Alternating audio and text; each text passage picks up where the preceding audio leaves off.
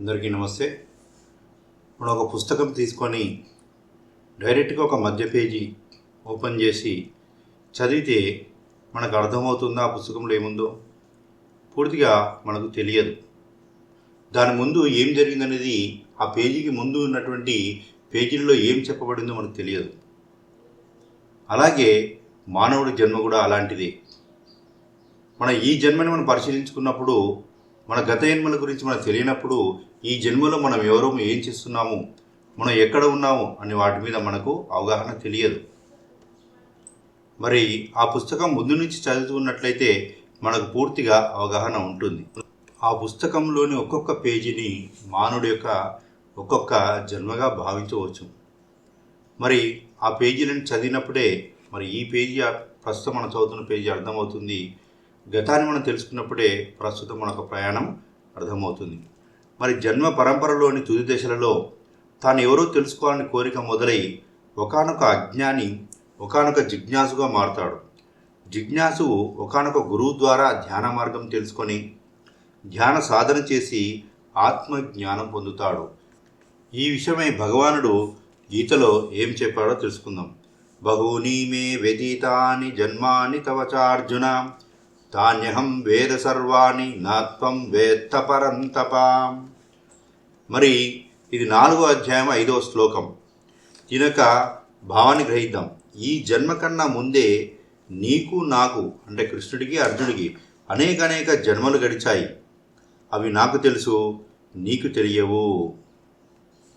దీని యొక్క సంపూర్ణ వివరణ గ్రహిద్దాం. ప్రతి మనిషి తన మొత్తం జన్మ పరంపరలో ఎన్నో జన్మలు తీసుకుంటాడు. భౌతిక జీవితాన్ని అన్ని కోణాల్లోనూ అనుభవించడానికే ఉన్నది జన్మ పరంపర. జీవితానికి ఎన్ని కోణాలో జన్మ పరంపరలో అన్ని జన్మలు తప్పవు కదా. అన్ని కోణాలను దర్శిస్తేనే పరిపూర్ణ మానవుడు అవుతాడు. మొట్టమొదట శైశవ ఆత్మ ఇన్ఫాంట్ సోల్గా మానవ శరీరంలో ప్రవేశిస్తాడు. తర్వాత బాల్య ఆత్మ బేబీ సోల్గా కొన్ని జన్మలు గడుస్తాయి. బాల్య ఆత్మ నుండి యవ్వనాత్మ యంగ్ సోల్గా కొన్ని జన్మలు, దాని నుండి ఇంకొన్ని జన్మలలో పరిణతి చెందిన ప్రౌఢ ఆత్మ మెచ్యూర్ సోల్గా, ఆ తర్వాత వృద్ధ ఆత్మ ఓల్డ్ సోల్గా, ఇలా ఇంకొన్ని జన్మలు తీసుకోవడం జరుగుతూ ఉంటుంది. విముక్త ఆత్మ ట్రాన్స్డెంటల్ సోల్గా మరికొన్ని జన్మలు, తర్వాత చివరికి పూర్ణాత్మగా ఇన్ఫినిటీ సోల్గా మారి ఇంకా జన్మలు లేకుండా చేసుకొని ఈ లోకంలో తన కార్యక్రమాన్ని ముగించుకొని ఇతర ఉన్నత లోకాలకు పోతుంది ఈ ఆత్మ చైతన్యం. జన్మ పరంపరలోని తుది దశలలో తాను ఎవరో తెలుసుకోవాలని కోరిక మొదలై ఒకానొక అజ్ఞాని ఒకానొక జిజ్ఞాసుగా మారుతాడు. జిజ్ఞాసు ఒకానొక గురువు ద్వారా ధ్యాన మార్గం తెలుసుకొని ధ్యాన సాధన చేసి ఆత్మ జ్ఞానం పొందుతాడు. సదా దేహం వేరు, దేహి వేరు. దేహి అనేక జన్మలు తీసుకుంటుంది.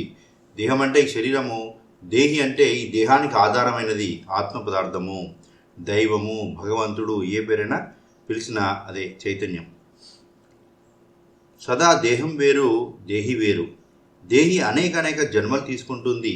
చివరాఖరిగా నేను దేహం కాదు, దేహి అని అర్థమవుతుంది. కనుక ఒక యోగికి, ఒక ఆత్మ జ్ఞానికి తన జన్మలు తెలుసుంటాయి, ఇతరుల జన్మలు తెలుసుంటాయి. యోగి కాని వాడికి ఇవేవి తెలియవు. కనుకనే అనేకమైన ప్రశ్నలతో సతమతం అవుతూ ఉంటాడు. ఇక్కడ కృష్ణ పరమాత్మ జన్మ పరంపర గురించి స్పష్టంగా ఈ యొక్క శ్లోకంలో తెలియజేయడం జరిగింది. నాకు ఎన్నో జన్మలు గడిచాయి, నీకు ఎన్నో జన్మలు గడిచాయి. నీ జన్మలు నాకు తెలుసు, నా జన్మలు నాకు తెలుసు. నువ్వు యోగి కాలే కాబట్టి నీ జన్మలు నీకు తెలియదని అర్జునుడికి ఇక్కడ తెలియజేయడం జరిగింది. అందరూ యోగులు కావాలి, ధ్యాన యోగ సాధన చేయాలి.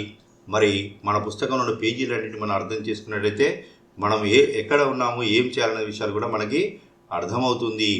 ఏంటయ్యా అర్థమయ్యేది అంటే, నేను దేహం కాదు, నేను ఈ దేహదారిని, నేను ఆత్మ చైతన్యము, భగవత్ చైతన్యం అనే జ్ఞానం కలుగుతుంది. ఇంత గొప్ప జ్ఞానాన్ని అందించిన శ్రీకృష్ణ పరమాత్మకి, వేదవ్యాసుల వారికి, గణపతి భగవానికి, వివరించిన బ్రహ్మర్షి పత్రిజీకి, గురువులకి, గురు పరంపరకి అందరికీ నమస్కరిస్తూ థ్యాంక్ యూ.